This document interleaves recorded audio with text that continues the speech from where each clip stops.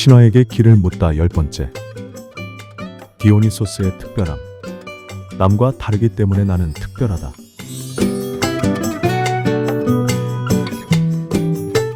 세상에 나와 똑같은 사람은 존재하지 않는다. 같은 모습이라고 해도 어딘가 다르고, 같은 키로 서 있다고 해도 어딘가 다르다. 신화 속에서도 달라도 너무 다른 신들이 존재했다. 아폴론과 디오니소스가 그들이다. 그래서 흔히 사람의 성격을 아폴론 형과 디오니소스 형으로 나누곤 한다.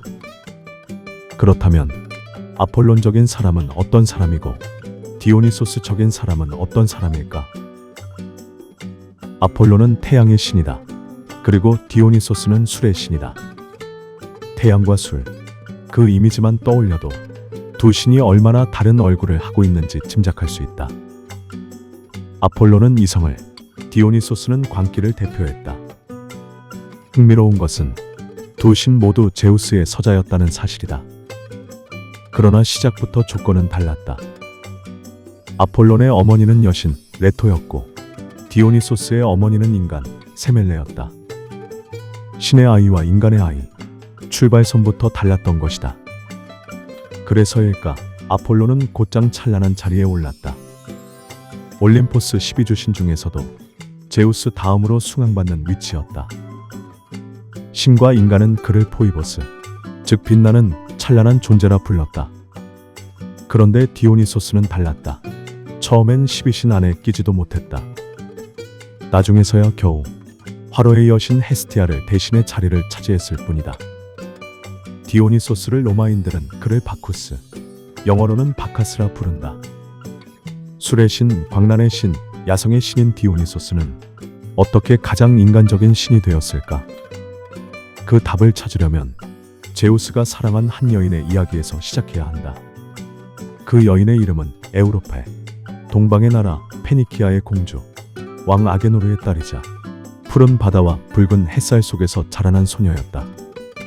그녀의 눈빛은 바다처럼 깊었고 그녀의 미소는 새벽처럼 찬란했다. 에우로페가 황금빛 들판 위에서 친구들과 꽃을 따고 있었을 때였다. 제우스가 에우로페를 본 순간 바다는 잔잔해지고 하늘은 숨을 죽였다.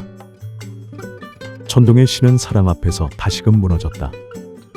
그 순간부터 에우로페의 이름은 단지 한 나라의 공주가 아니라 유럽이라는 대륙 전체의 이름이 될 운명을 품게 된다. 에우로페에게 어떻게 접근할까 고민하던 제우스는 그녀가 소를 좋아한다는 것을 알게 되었다. 변신이 자유로웠던 제우스는 소 중에 가장 멋진 황소로 변했다. 그리고 그녀 곁에 다가갔다. 하얗고도 부드러운 털, 보석처럼 빛나는 뿔, 바람처럼 잔잔한 눈빛. 멋진 황소가 나타나자 에우로페는 호기심을 이기지 못하고 황소의 등을 가만가만 쓸어보았다. 그 감촉이 무척 좋았다. 그래서 에우로페는 자기도 모르게 그 황소의 등에 올라탔다. 그때를 이용해 제우스는 재빨리 달렸다. 순식간에 일어난 일이었다. 제우스는 그녀를 태우고 크레타 섬에 도착하고 나서야 제 모습으로 나타나 동굴에서 에우로페와 정을 통했다. 제우스가 그녀를 태우고 날아간 대륙을 그녀의 이름인 에우로페라고 불렀는데 영어로는 유럽이다. 제우스는 에우로페와의 사이에서 3명의 아들을 두었다. 미노스, 라다만티스, 사르페돈. 훗날 신화 속에서 각기 다른 전설을 남기게 될 이름들이다. 그리고 그는 에우로페에게 특별한 선물까지 안겼다. 관역을 절대로 빗나가지 않는 창. 한번 물면 반드시 사냥감을 잡는 개. 그리고 귀찮은 방문자를 발로 걷어차 쫓아버리는 청동인간 탈로스. 이쯤 되면 알 수 있다. 제우스가 얼마나 에우로페를 사랑했는지. 그는 수많은 여인을 품었지만 이토록 큰 선물을 건넨 적은 없었다. 더구나 한 여인에게서 3명의 자식을 얻은 것도 오직 에우로페뿐이었다. 에우로페와 헤어진 후에 테베의 공주 세멜레를 보고 반한 이유도 세멜레가 에우로페와 똑같이 닮았다는 사실 때문이었다. 세멜레는 에우로페의 조카였다.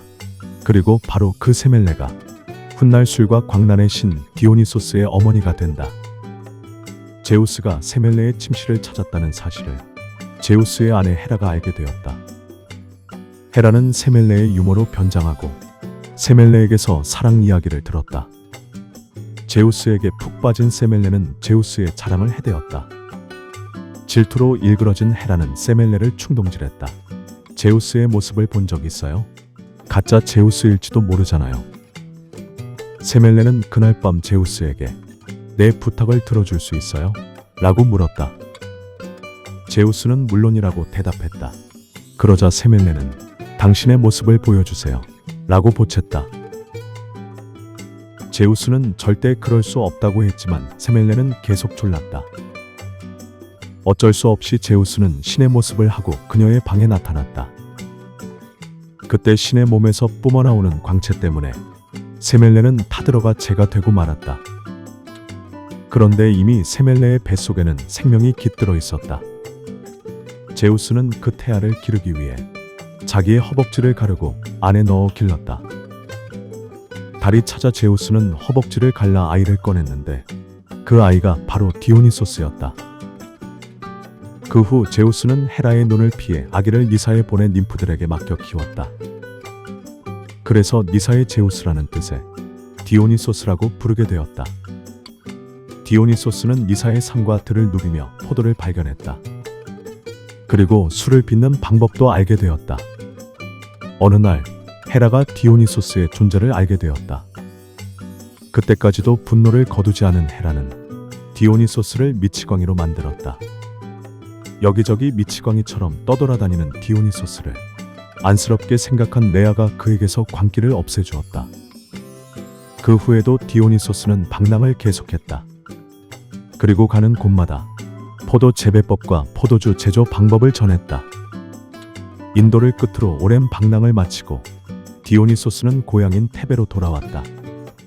그는 머리에 포도넝쿨로 만든 관을 쓰고 한 손에는 솔방울이 달린 지팡이를, 다른 손에는 술잔을 들고 나타났다. 그를 테베 사람들은 열광적으로 환영했다. 그리고 결국에는 그를 숭배하는 밀교가 생겨났다. 술로 인해 도취와 해방을 맛본 사람들이 그를 열렬히 따랐다. 술의 신 디오니소스를 위한 축제가 이어졌다. 디오니소스 축제는 술에 취해 춤을 추며 무아지경에 빠져드는 쾌락의 축제로 변했다. 가면을 쓴 모습으로 술을 마시고 춤을 추며 체력이 소진될 때까지 쾌락을 즐기다가 지쳐 쓰러져 그 자리에서 잠이 들면 축제가 끝났다. 디오니소스를 따르는 사람들, 그 중에서도 미친 듯이 따라다니며 디오니소스와 축제를 벌이는 사람들이 있었는데 그들을 마니아라고 불렀다. 마니아는 영어로 열광, 열기라는 뜻이고 그리스어로는 광기라는 뜻을 지녔는데 지금은 무엇인가에 몰두하는 사람을 뜻한다. 디오니소스는 광기 그 자체를 즐기기보다는 광기를 통해 어떤 진리를 찾으려 했다. 반면에 아폴로는 아름다운 형식을 통해 진리를 찾으려고 했다. 디오니소스와 아폴로는 방식은 달랐으나 추구하는 목표는 같았다. 이성과 광기는 달라도 너무 다르다. 그러나 결국은 한 곳으로 걸어간다.